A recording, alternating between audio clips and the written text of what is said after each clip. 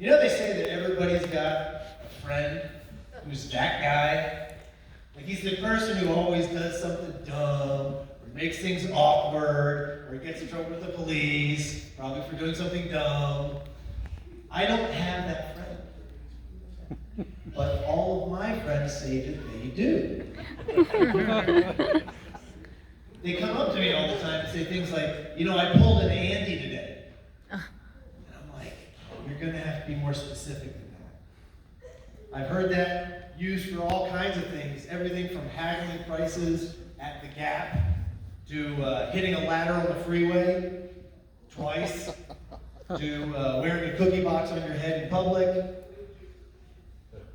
I learned the hard way that law enforcement really doesn't like it when you shine bright lights at them, which is really odd because they really like shining them at me. I walk out of my house about 9 o'clock at night, and there's a helicopter circling my neighborhood. And he keeps turning right before he gets to my street.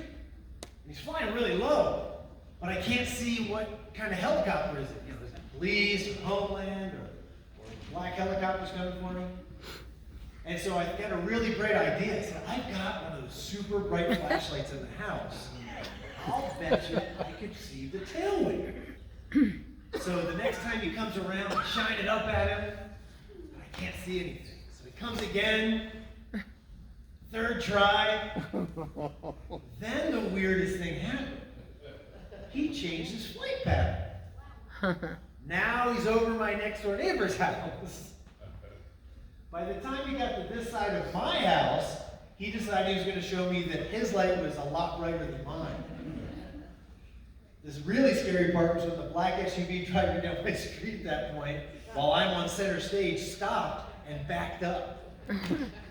Fortunately, that was just some nosy neighbor. But while I'm lit up like a Christmas tree, all I can think is, how do I make myself look innocent now? So I felt like the movie Ghostbusters when Ray's trying to think of, you know, what's the most harmless thing from my childhood? Of course, that didn't end well for them. So all I could think was, I have a little Debbie oatmeal cream pie in my pocket. I'm going to stand perfectly still and eat it and see what they do.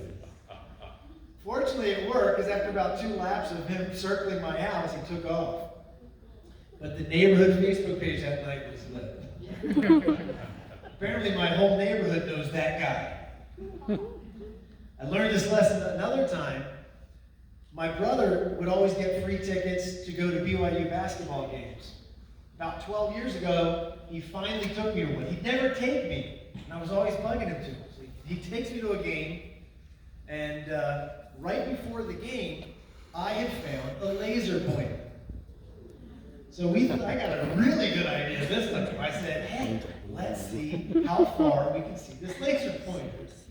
So we traced it on the back of the heads of everybody in front of us until I got down to the court. Of course, the lights were too bright on the court. So, all right, well, let's keep looking. So I go around the stadium, checking it out. And I realized I can see halfway across the stadium. And he says, I said, look, I can see all the way over there in that tunnel. And he said, I don't see it. I said, no, look. He said, I don't see it. I said, look, I'll wiggle it. He says, I said, okay, fine. I'll put it right next to that grumpy cop, and then you'll see it. Oh, gosh. He didn't see it then either. But a few minutes later, I noticed that the grumpy cop's shift must have ended because he was gone. Of course, it was about then that I felt a man's hand on top of mine that was holding a laser pointer.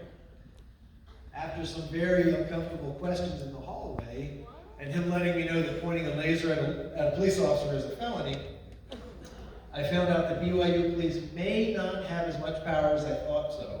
And he told me, you can have this back after the game. Well, the funny thing is when we went to go pick it up, we found what do you think everybody was doing with it in the room where we went to go get it? My brother never took me to another game. Apparently, my brother also knows that guy. Hey, thanks a lot, guys.